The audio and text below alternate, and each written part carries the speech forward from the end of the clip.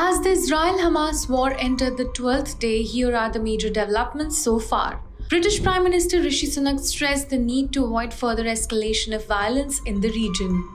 Machinery to repair roads has been sent through the Rafah border crossing from Egypt into the Gaza Strip in preparation for the delivery of some of the aid stockpiled in Egypt's Sinai Peninsula, two security sources said today.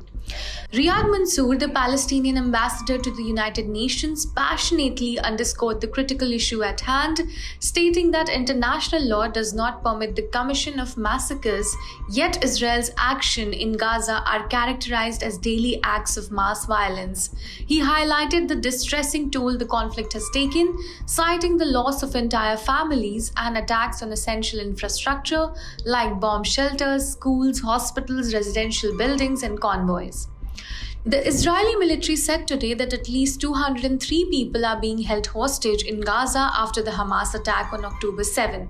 It added that at least 306 soldiers are among the 1,400 Israelis killed in the conflict. Residents and doctors in this southern Gaza town said an airstrike slammed into a home, killing 7 small children. The news spread quickly on social media as grisly images of dead and bloody toddlers lined up side by side on a hospital stretcher stirred outrage in Gaza and the West Bank. Over 4,800 Israelis and Gazans killed so far. As many as 3,478 Gazans have been killed in the Israeli airstrikes in the past 2 weeks. In addition to this, more than 12,000, mostly women, children and elderly, have been wounded.